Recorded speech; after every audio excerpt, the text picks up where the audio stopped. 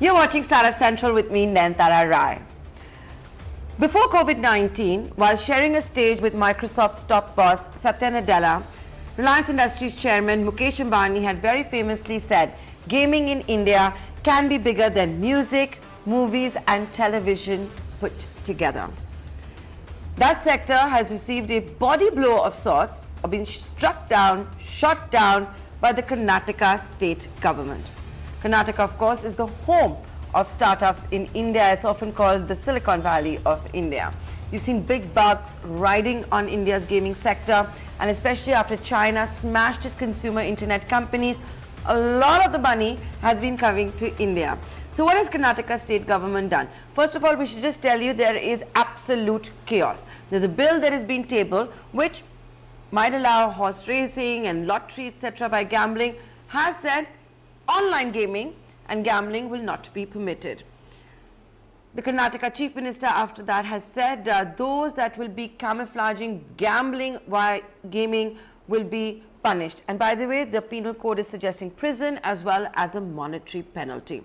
I'm going to be taking this up and more with my two guests today. Joining us live is Roland. He's the head of the All India Game Federation, and we're also being joined by lawyer Vaibhav Kakkar of Saraf and Partners. Gentlemen, welcome to the show. Roland, I'll come to you first. You've got skin in the game. You're representing all those startups, unicorns, and the e-gaming sector at large. Are you all running helter-skelter? There is a bill which is talking about not allowing gaming, but the Chief Minister is saying something else.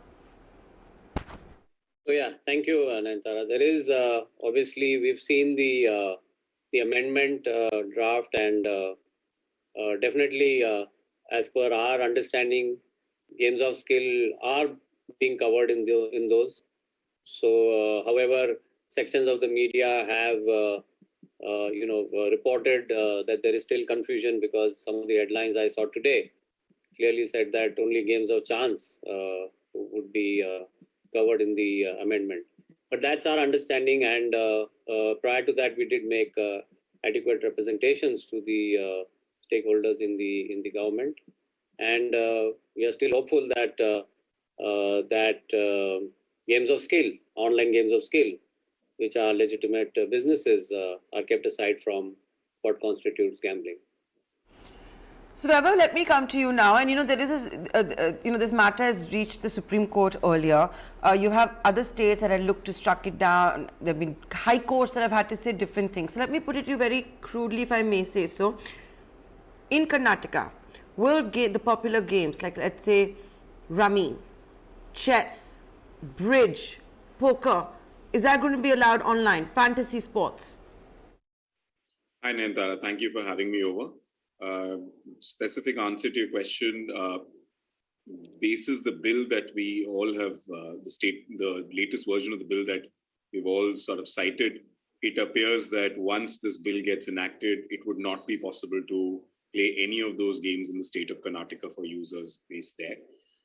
It's somewhat surprising because the earlier version of the bill that, and the informal chatter that we were hearing was that Karnataka was, going to be ahead of all the other states by laying down strong precedent by actually not banning but regulating games of skill. But the current version of the bill, at least the one that we have all cited, seems to also prohibit games of skill and any monies that are, put for a game of skill. So therefore, it will tantamount to a complete ban on all of those games in the state of Karnataka, assuming the bill gets enacted in its current form. But as Roland mentioned, we are hoping that sense prevails and, the legislature during the course of discussions of this bill, when it gets tabled, do end up making a distinction between constitutionally protected games of skill versus games of chance. So this game of skill and game of chance, I want to get into that later, but for the viewers that are tuning in at the moment. So we talked about rummy, bridge, fantasy sports and chess. What about something like Ludo? Ludo gained a lot of prominence during COVID-19. Candy Crush. Vaibhav, will those games be allowed? So there are two parts to this. I think one, you mentioned about Ludo. More specifically, the matter is currently sub judice before the Bombay High Court that whether Ludo is a game of skill or not. Each game you'll have to apply the principle of whether skill outweighs chance to determine whether the gambling laws generally get attracted or not. And as long as there is monies that you're committing to play a particular game of a skill nature, that will clearly get outlawed in the current version of the bill that Karnataka government has come up with. So Candy Crush, if you're really not putting any money on that game and you're just playing it as a social game without any financial commitment, then there is no prohibition for playing those games. But wherever there's a game of skill and there's element of money or stakes involved, that is what they are seeking to ban. And each individual game generally has to be determined on factual basis whether that game has skill more or chance more. But insofar as the Karnataka legislature and the current version of the bill is concerned, it will be irrelevant whether there is a game of skill or whether it's a game of chance, because they seek to outlaw everything, which I dare say is constitutionally suspect and is unlikely to sustain if challenged in a court of law. Roland, what is this going to mean for the money at stake? We've been seeing, for example, Dream 11, large unicorn. You've had MPL being minted as a unicorn. You've had others that are raising funds. You've seen, celebrities, cricketers endorse a lot of these startups as well. There's big bucks that's riding. Tell our viewers what's really at stake here, because it seems the odds are against them in the state of Karnataka, at least, which is the startup hub. Yeah, it sends a bad signal, obviously, to the startup ecosystem. Here's a sunrise industry that has, over the last 4 years, and we must remember it's a nascent industry, it's only 12 years old. In the last 4 years has shown tremendous growth in the entire ecosystem, the business flow across the ecosystem. So the investor confidence is high. The gaming platforms have, expanded. There are, I'm told, 400 startups. We are the fourth largest contributor to the media entertainment sector and one of the fastest growing also. Number of gamers, on the other hand, have increased to 360 million as per EY. And, all of these, we are the industry, the online skill gaming industry is $1 billion, expected to go to 2 billion, that is double by 2023. So this entire, ecosystem that has shown this tremendous growth, and then obviously the output being job creation and, taxation to the exchequer, all of that, comes to, there are roadblocks put in place. Now, things like this put spokes in the wheel and kind of stymies that growth potential that it has. As a market, Karnataka is an important one. Apart from the, the entire Bangalore being the, startup capital and also the tech hub, so to say. And people look at us from that perspective. But as an industry, this would take a hit if this comes to a stop. Online gaming there in that state, then about 1,500 to 2,000 crore is what would be the hit if it is stopped. Okay, so you're saying it's an impact of 2,000 crores in Karnataka. So if I can ask you, India has what, a little over 400 million gamers, Roland? That's the last figure that had come out, and that's one that's most widely quoted as well. How many of those gamers would be in Karnataka? And the other question I'm going to ask you, and I'm being very, I'm playing devil's advocate here, and I don't know if I should be asking this on television as a way out, but VPN is, a reality in the country and in the world, right? So even if states come out with this, there's a way around it. I really don't know how to answer that, but I'm sure, I'm not necessarily a gamer myself, having been in the industry, but yeah, the younger target gamers, I'm sure, are able to find a way. But I think, the impact is going to definitely be, and also the timing, we are in the midst of, as I said, a tremendous growth curve, and the sentiment across the ecosystem has been very positive and high. And these, because we just came out of and I'm sure Vaibhav will dwell on it, just came out of a very positive judgment of the Honorable Madras High Court bench on a similar subject very recently. So we come out of one and then get into another sort of, it has been, and and also the impact of, the domino effect. Keeping all those in mind, I think it's a bad sentiment altogether. Vaibhav, you want to come in on that? We did see something similar that played out in Madras. Then my question is that if the industry is so united, why isn't everyone just getting together and going to the Supreme Court instead of this happening state by state, different high court verdicts? I think, this whole play toward the challenge in the High Court and then going to the Supreme Court is, of course, function of the right legal strategy that everybody wants to employ. I apprehend and I suspect that perhaps Tamil Nadu government may appeal against the order of the Madras High Court, and so it's a matter of time now when this whole issue plays out in the Supreme Court. For the benefit of the viewers and the audience, I just want to clarify the ultimate sort of complication that arises is that there is a specific entry under the Constitution where certain powers have been given to the state. One of that entry is betting and gambling. So states believe that they have power to regulate, ban anything which is a game which involves chance and which gets squarely covered within the meaning of the term betting and gambling. What a few states in southern India have attempted to do over the last few years is ban not only games of chance, which would squarely get covered within their legislative competence, but even games of skill.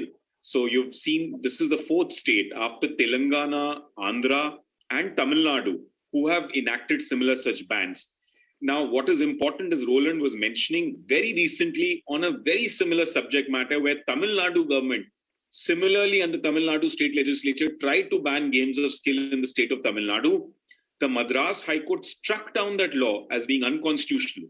And what they very clearly held is that when you look at entry 34 in the state list, where the division of powers in the Constitution have been given for betting and gambling, and where they said state has the only competence on betting and gambling, what the High Court has said is that the word betting and gambling is essentially to be understood only in the meaning of in context of games of chance.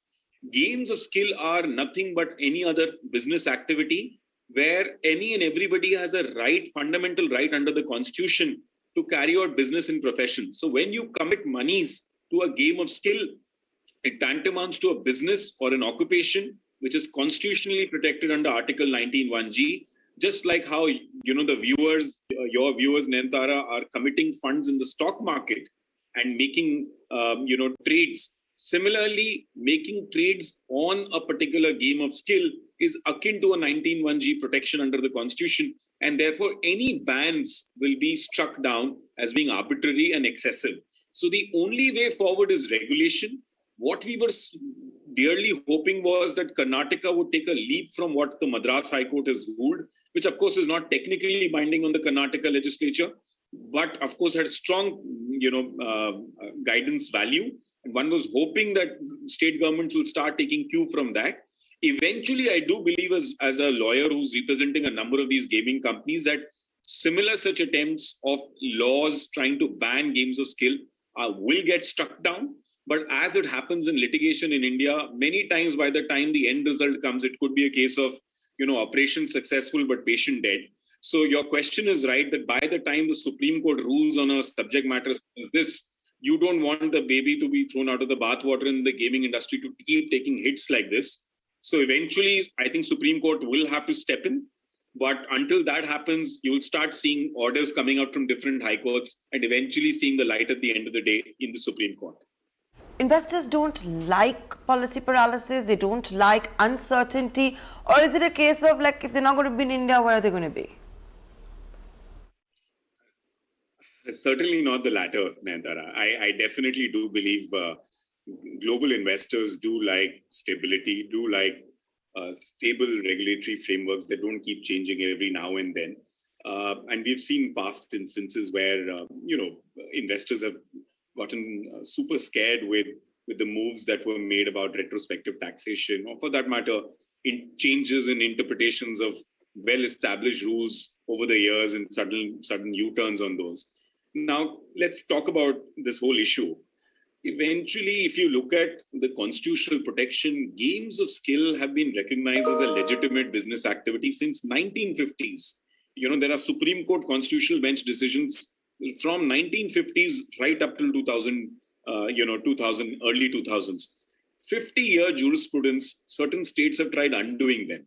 You can, of course, states have the legislative competence to ban, games of chance and what is traditionally understood as gambling. But for them to try and attempt doing outlawing of games of skill is completely trying to do a U-turn on age-old established jurisprudence that also has found its base globally accepted. So obviously moves such as these, especially now when recently one high court has specifically struck down such ban as being unconstitutional, for another state to make similar attempt is somewhat disappointing. On a lighter note, it just means more business for us lawyers. But to be honest, I think this is not the kind of productive, use to anybody, because we would ideally want the companies, the gaming companies and investors to be part of a much more stable regulatory climate, for more investments to come in. That would mean much more M&A in Nayantara for us. And that kind of business is much more welcome and appreciated, rather than having to litigate on a well-established legal point, which, as I mentioned, and I dare say, even if the Karnataka legislature brings out a law, is likely to be eventually struck down, assuming the High Court hears the matter in merits in good time. The problem, however, as I mentioned, is the delay. For instance, Andhra and Telangana came up with similar bans few years back, but the matters haven't progressed there. So that's what the loss that will happen. The time that it will take for this matter to get litigated and concluded, that's the loss of opportunity for the private equity investors, the VC investors, and above all, the gaming companies, who end up losing one more jurisdiction to do business out of. Okay, so a lot to think about. Let's see how this progresses. There has, of course, been a huge uproar, a massive uproar that we've seen. Meanwhile, you see startups, unicorns, investors running helter-skelter, like we told you, right up front, because the Chief Minister has also said games of skill will be allowed, but not when it's being camouflaged. Stop short of providing details of how they will figure out if games of skills are being camouflaged actually as gambling. Roland and Vaibhav, thanks so much for joining us today. Thank you. Thank you very much. Bye-bye.